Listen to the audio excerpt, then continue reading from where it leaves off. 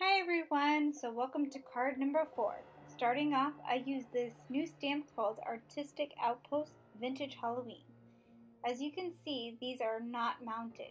So what I did was I took my Tombow Mono Multi and then I just swirled it all around and let it dry up. Then it makes it sticky, so just give it a few minutes. Afterwards, I use Memento Tuxedo Black ink and I just ink up using Copic paper. I experimented with a few different colors to see which one would work best. As you can see, it looks a lot darker than what it's going to turn out to be at the end. So with these images, because they have so much dark space to them, you're not going to need to do the typical blending where you'd go lighter, darker, lighter again. So basically you just take it and you just go with the flow. For her cape, I am using R89 for my darkest, R46 for the medium, and R24 for the lighter shade. For her hat, I use C9 for my darkest, C7, C5, and C3. So I just go with the natural shading of the hat, and then later on you'll see that I add some highlights.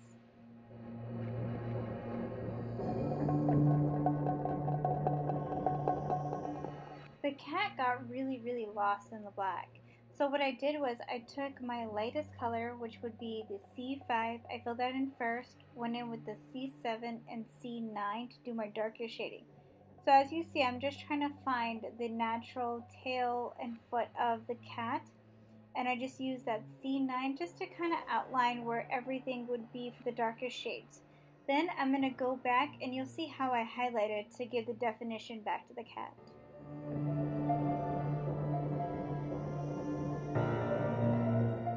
For her hair, I used YR21 as my lightest, YR23 and YR27 as my darkest, and I just fill in the little spaces that are there. For her broom, I used E44 and E47, and I just used long strokes just to fill it in to give it a little bit more definition.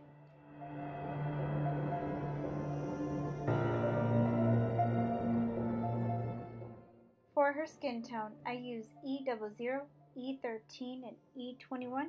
I just go in, I do some light blending with this one, but not too much. And for her cheeks, I just add R20, and also I add that to her lips, just to give her a little bit more color.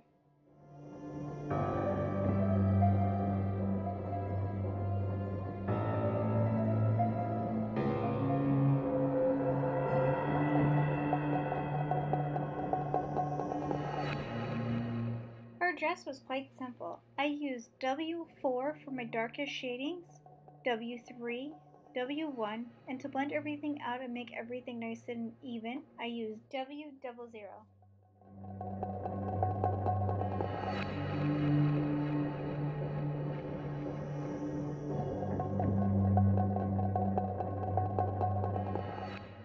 To me, it was amazing how much the color really made this image come to life. For the brim of her hat and for her shoes, I just used YR04. Now I'm just adding all my white highlights. So I'm going any area where the sun would naturally hit, and I'm just lightening it up. So I use dots and small strokes to accomplish this.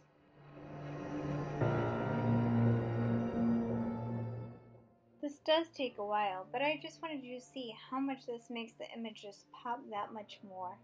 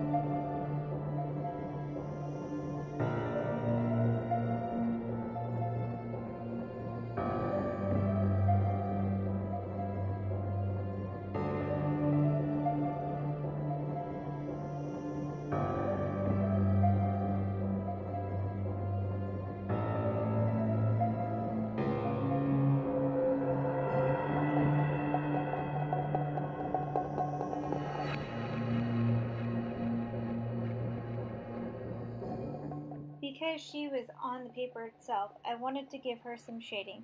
So I used, I believe it was W3, W1, and W00, and I just blend them out as best as I can.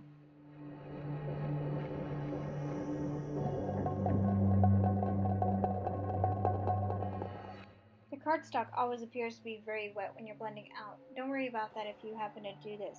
It does dry to a very lighter shade. For my card, just to give it more definition and also age it, I use black soot around all my edging.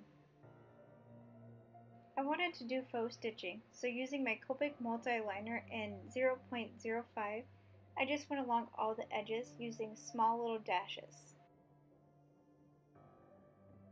I'm using a paper line from last year, Teresa Masquerade Party.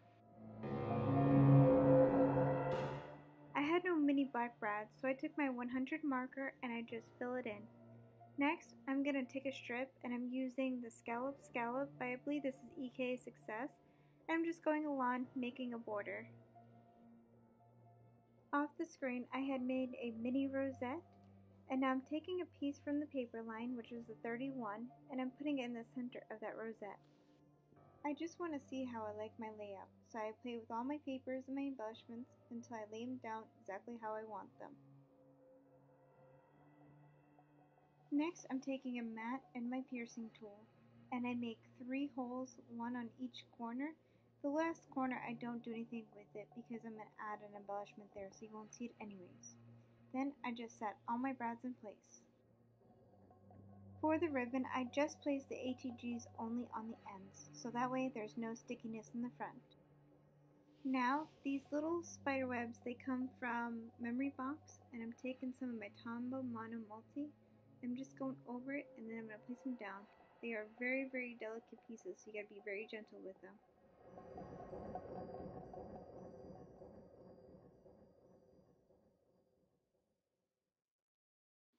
Now it's time for my card assembly, so I'm just taking everything with my ATG and I'm just placing it all down.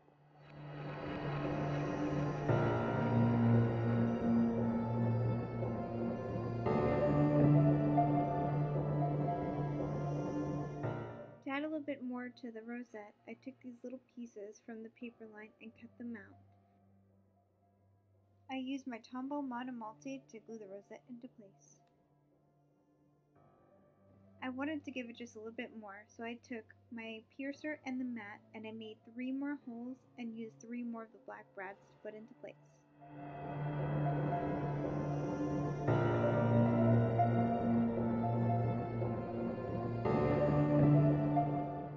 And now I'm just adhering that to a black card base.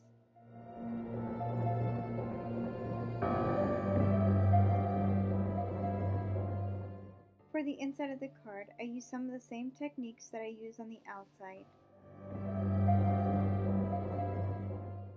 To get it even, I use the lines on my mat and I just line everything up. I'm stamping directly onto the white cardstock, so I use my Stamp-A-Majig and VersaFine ink just to get it placed where I want it.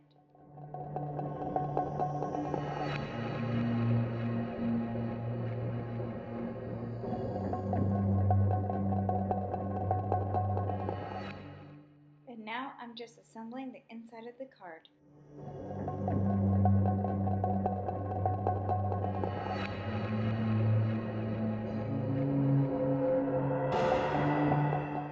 For the inside spiderwebs, I just went ahead and took the same die and I just cut out about 2 of the sections just to make them smaller.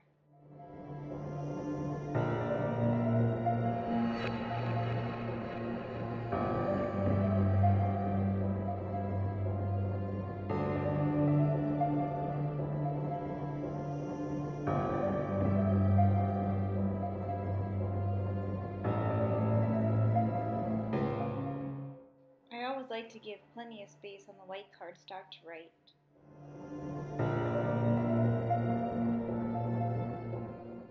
For this card, I'm just using a black base. I go ahead and I insert that into the inside of the card.